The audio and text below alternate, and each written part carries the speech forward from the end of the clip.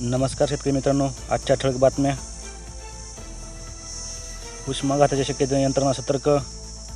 नाशिक जिल्ह्यात ग्रामीण रुग्णालय आरोग्य केंद्रात उपचारांची सोय.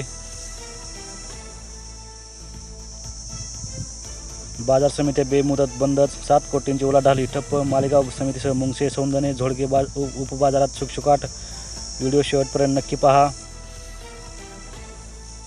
शेवगाव शहराला मिळते 15 दिवसातून एकदाच पाणी. उघड्या नाल्या, खराब रस्ते, नागरी सुविधा संटे आंदोलनाचा इशारा. पाणी प्रश्न गंभीर.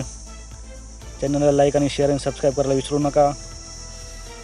गेल्या काही दिवसापासून उन्हाचा चटका कमाईचा वाढला आहे. अशाही परिस्थितीत योग्य नियोजन करून हनुमान टाकळी येथील परिसरातील बाजरीचे पीक चांगले जोमात उभे आहे.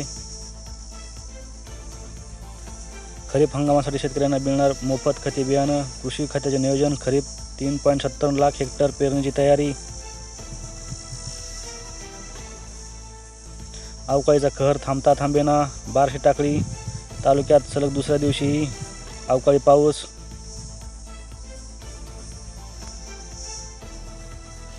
अवकाळी पावसाने खुटबाव. देलवडीला झोडपले. वादळाच्या तडाख्यात पिकांचे मोठ्या प्रमाणात नुकसान. भरपाई द्यावी शेतकऱ्यांची मागणी. देवाने दिले पण अवकाळीने हिरावले. शेतकरी संकटात. संत्रा कांदा शेतात झाला आडवा. झाडेवर मळून पडली. हळदी पूर्णतः भिजली. शेतकऱ्यांचे प्रचंड नुकसान. आडगावसह परिसरात गावात वादळाने केले फळबागांचे नुकसान. वसमत तालुक्यातील मंगळवारी विजांच्या कडकडाटासह अवकाळी पाऊस. आगाग म्हशी मला कुठं नेशी. महिन्याकाठी दुधातून मिळते 4.5 लाख रुपयांची राशी. शेतकरी दूध व्यवसायातून एका दिवसाला कमवते 15,000 रुपये. शेतकऱ्यांच्या व्यथा. शेतीला पाणी आणि जोड व्यवसाय हवे. शेतमालाला हमी भावही हवा. शेतकरी युवकांच्या अपेक्षा. बेरोजगारीचा प्रश्न मार्गी लावण्याचेही दिले धडे.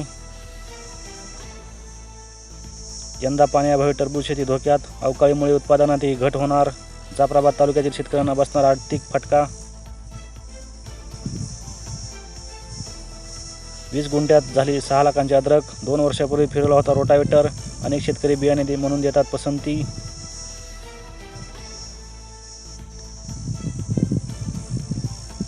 निम्न दुधना प्रकल्पात केवळ 4.5% पाणीसाठा.